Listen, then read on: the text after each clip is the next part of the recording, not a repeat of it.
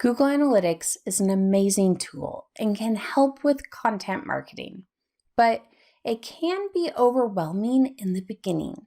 We'll go over 7 important Google Analytics metrics that you'll want to track for your blog. And now it's time for some more DIY SEO tips with Jennifer Regina. What is a metric in Google Analytics? A metric is a unit of value to describe various elements. The various elements are referred to as dimensions. Metrics versus dimensions. Metrics are values. Dimensions are descriptors or categories. In Google Analytics, metrics are displayed in columns in the right-hand side. Dimensions are listed in rows on the left-hand side. Important Google Analytics metrics to track content. Anytime you're reviewing Google Analytics data, be sure you understand what question you're trying to answer with data. If you have a clear question in mind, you'll have a better idea of which metrics you should review. Finding these metrics in GA4. These metrics were originally put together with Universal Analytics in mind. But GA4 is the future of Google Analytics. If you're like me, you're a little lost in GA4 because many of the go-to metrics are missing. Well, the data is there, but it's different. It can get confusing. But once you start to figure it out, it makes a lot of sense. I've updated this list of metrics that was originally intended for Universal Analytics and identified the corresponding GA4 metric to monitor. I thought this could be a good bridge for people who, like me, are a little nervous to start using GA4 as your default Google Analytics profile. At first glance, it seems like the majority of these important metrics are missing from GA4. But when you really dig into it, you'll find some great data to answer the same questions. The first question, is traffic growing? And the metric we want to look at is users. Reviewing the users metric will indicate if the traffic is growing. The more users you have, the more traffic. In the Universal Analytics version of Google Analytics, this metric is easy to view under Audience and then Overview.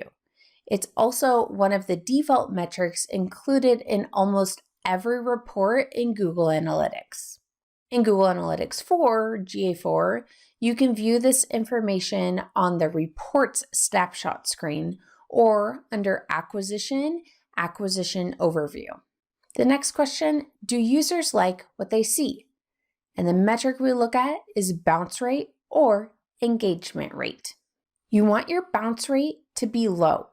If your bounce rate is at 100%, that means every single person that visited the website immediately left, meaning it wasn't a good fit for their needs. In Universal Analytics, this can be found under Audience and Overview.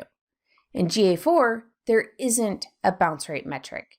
Instead, GA4 shows the engagement rate. Engagement rate is new for GA4 and it isn't in Universal Analytics. Engagement rate is essentially the opposite of bounce rate. Instead of showing how often people left, it shows how often they engaged.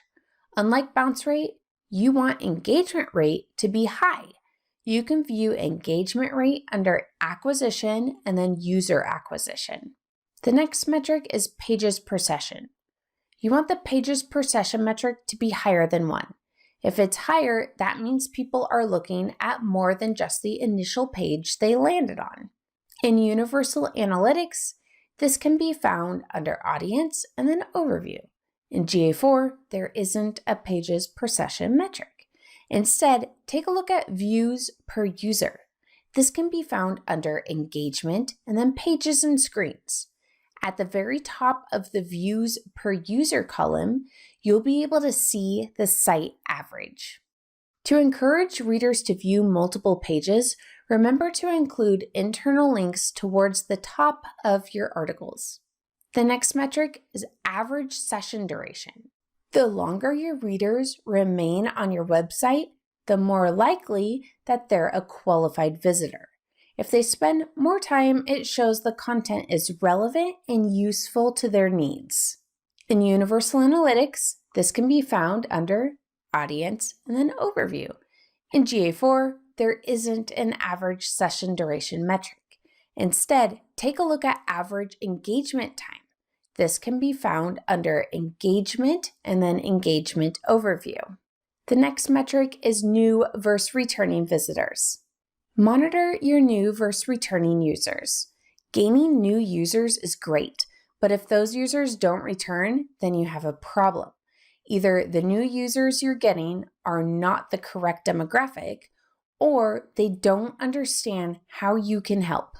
In Universal Analytics, this can be found under Audience, Behavior, and then New versus Returning.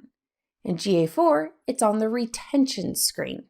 The next question is, where are users coming from? And for this one, we'll want to look at an entire report. We'll look at the channels report. So this is best answered with more than a metric. In Universal Analytics, if we look at the report under Acquisition, All Traffic, and then Channels, we can view the users by acquisition source. In GA4, you can view this data under Acquisition and then Traffic Acquisition. This helps you understand not only how many users visit your website, but where they came from.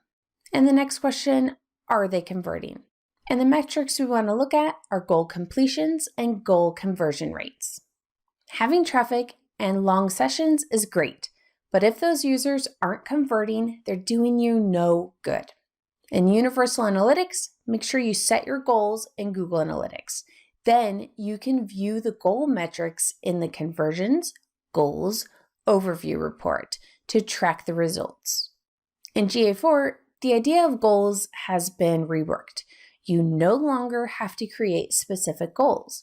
You simply have conversions, and any event can be toggled as a conversion. And since GA4 tracks every single thing as an event, including page views, that means anything can be set as a conversion. To view conversion data, you'll navigate to Engagement and then Conversions.